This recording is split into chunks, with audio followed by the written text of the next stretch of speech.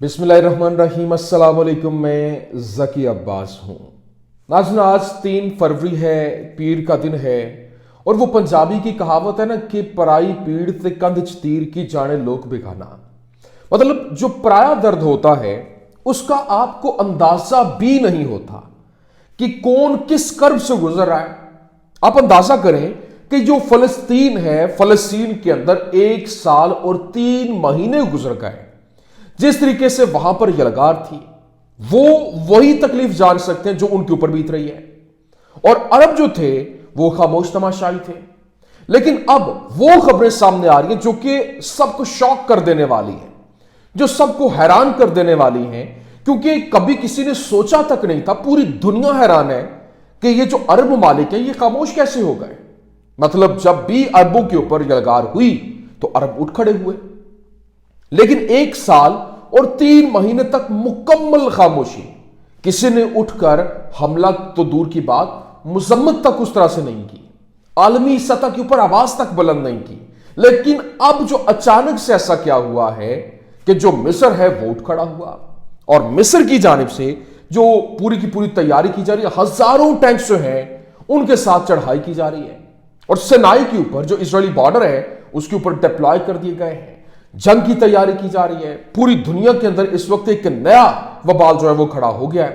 ایک طرف جو ہے وہ شام جو ہے وہاں سے بھی بھرپور طریقے سے جو ریٹیلیشن اب آنا شروع ہو گئی ہے، اور پھر نہ صرف یہ بلکہ جو یوں کہہ لیں کہ بالآخر عرب جو ہے وہ جاگ اٹھیں اور نیا اتحاد جو ہے وہ قائم ہو رہا ہے، اور ایک خطرناک حملہ جو ہے وہ تیار ہے۔ جبکہ دوسری جانب جو شام کے اندر، میں کہتا ہوں کہ شام نے کر دکھایا ہے۔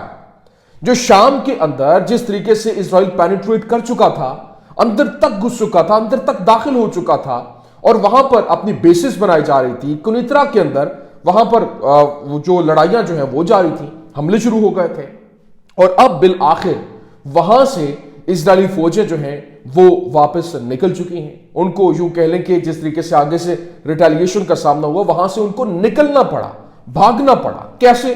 یہ تمام تر ڈیٹیلز 1 بائی 1 آپ کے سامنے رکھتے ہیں۔ اچھا ناظرین، سب سے پہلے میں آپ کو بتانا یہ چاہتا ہوں، دیکھیں اسرائیلی وزیر خزانہ ہے بیسلال سموٹرچ، اس کی جانب سے ایک سٹیٹمنٹ جاری کی گئی، اور اس نے چینل 12 کے ساتھ گفتگو کرتے ہوئے کہا کہ ہم جو ایڈیشنل عرب ممالک ہیں، مطلب جو جس میں فلسطین کو ہٹا کے باقی جتنے عرب ممالک ہیں، بنیادی طور پر سعودی عرب کے ساتھ امن معاہدوں کی حمایت کرتے ہیں، لیکن صرف اس شرط کے اوپر کہ وہ سچ پر مبنی اور جھوٹ نہیں۔ اور یہ سچ اور جھوٹ کیا ہے؟ وہ کہتا ہے کہ جیسا کہ یہ دعویٰ کہ عربوں یعنی کہ فلسطینیوں کو اسرائیل کی سرزمین میں قومی حقوق حاصل ہیں، اگر آپ اس معاہدے کے اوپر یہ آپ سچ مانیں گے تو ہم آپ کے ساتھ جو ہے وہ نہیں معاہدہ کریں گے۔ تو یہ ایک تو سٹیٹمنٹ یہ سامنے آئی، لیکن ابھی جو خبریں سامنے آ رہی ہیں، جو فلسطینی اتھارٹی کی جانب سے فگرز جاری کیے گئے اور وزارت صحت کی جانب سے بتایا گیا، the number of Palestinians killed by the Israel in Gaza is currently more than 61,700 according to the government media office۔ جو گورنمنٹ میڈیا آفس ہے اس کے مطابق 61,700 افراد جان کی بازی ہار گئے ہیں۔ اور پھر آگے کیا بتاتے ہیں، جو the same scenes of destruction in Gaza are now being repeated by Israel in Jenin, West Bank۔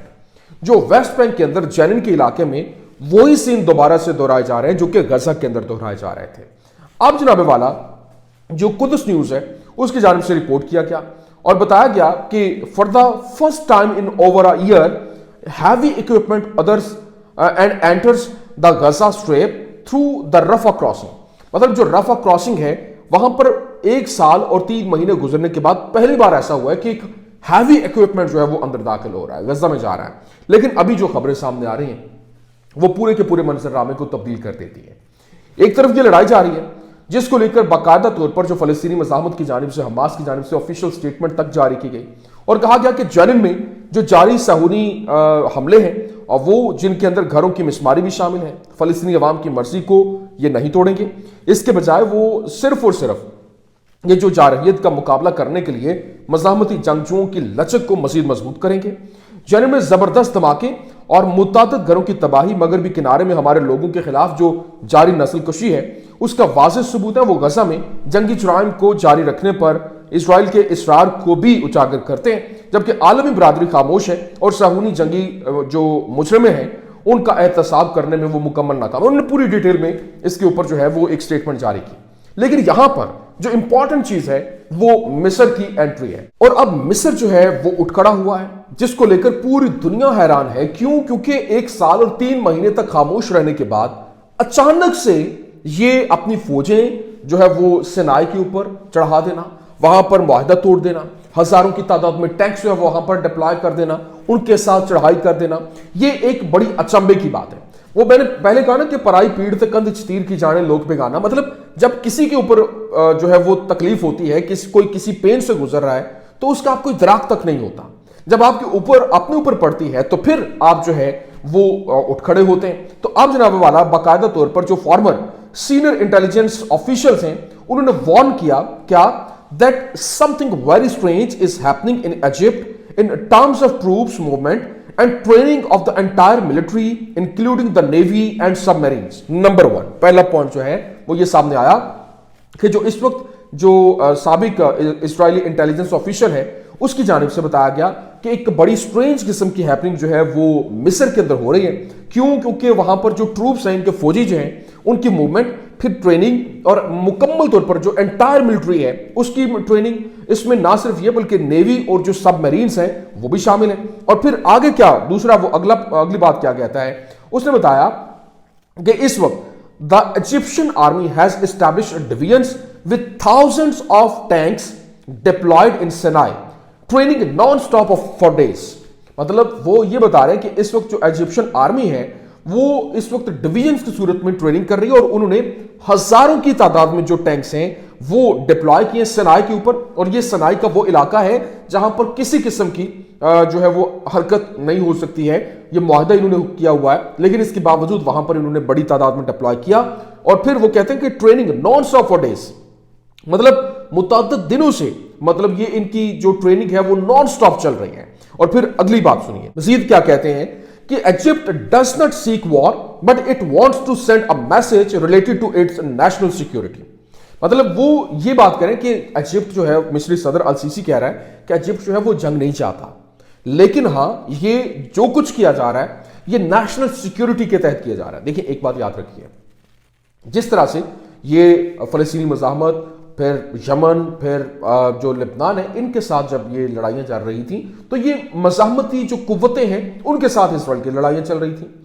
और जब भी इसराइल की जानिब से जब लड़ाई की गई और स्टेट टू स्टेट लड़ाई हुई तो ये बड़ी खतरनाक किस्म की लड़ाई होगी।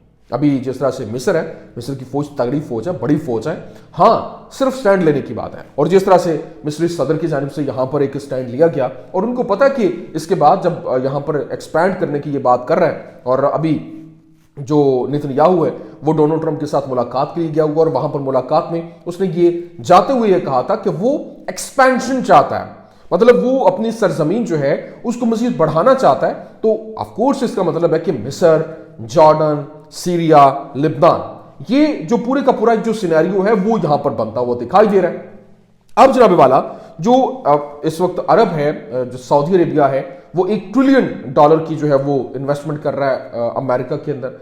और फिर अगर मिस्र के ऊपर ये लगार हो जाती है तो आगे सऊदी अरेबिया वो फंसेगा, जॉर्डन के ऊपर होती है फिर सऊदिया, सीरिया के, टर्की, जो ये पूरे का पूरा सिनेरियो जो है वो खुलकर सामने है कि यहां पर दाल जो है वो गलने वाली नहीं है। पूरे का पूरा मंजरनामा वहां पर बहुत तेजी के साथ तब्दील हो रहा है। अभी जो खबर सुनिए, जो ब्रॉडकास्ट अथॉरिटी है उसकी जानिब से खबर दी गई और बताया गया Netanyahu will ask Trump to cancel restrictions imposed by Biden on the export of chips used in artificial intelligence to Israel। जो इसराइल के ऊपर आर्टिफिशियल इंटेलिजेंस इस्तेमाल करने के लिए चिप्स की एक्सपोर्ट के ऊपर पाबंदी आयद की गई थी बाइडन के दौर के अंदर, उसकी पाबंदियों को, जो सैंक्शंस जो लगाई गई थी उनको खत्म किया जाए। ये डोनाल्ड ट्रंप जो के साथ मुलाकात के अंदर नेतन्याहू जो है वो उनको कहेंगे। और फिर बात सिर्फ यहां तक नहीं रुकती, क्यों? क्योंकि सिनेरियो बहुत तेजी के साथ बदल रहा है। और जो हार्टिस अखबार है वो ये कह रहा है कि from a source appointing Ron Dermer to manage the political part of deal will facilitate the obstruction of the second stage.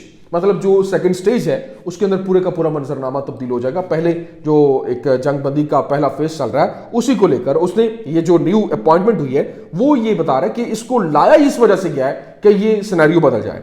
आगे क्या कहते हैं, आगे सुनिए। जो हार्टिस अखबार है वो ये लिखता है कि citing a source involved in Netanyahu's visit to Washington, जो वॉशिंगटन विजिट हो रहा है नेतन्याहू का, उसको जो है वो सोर्स जो है नेतन्याहू का वो बता रहा है इसमें इन्वॉल्व होके, वो बताता है the goal of the meeting with Trump is to make efforts to obtain an American pledge to end Hamas. मतलब अगले 24 घंटे जो हैं, 24 से 48 घंटे ये इंतहाई अहम है। क्यों? क्योंकि वो इस मीटिंग के अंदर जो डोनाल्ड ट्रंप को कन्विंस करने की कोशिश करेंगे कि यहां पर जो हमास के खात्मे के लिए प्रॉपर जो है वो उनका साथ दें और दोबारा से ये जंग जो है उसमें किसी तरीके से भी एंट्री और जिस तरीके से भी उनकी सपोर्ट, उनकी एफर्ट्स वहां पर चाहिए ताकि वो इसका मुकम्मल तौर पर खात्मा कर सकें। और इसके लिए उनके लिए बहुत ज्यादा जरूरी भी है।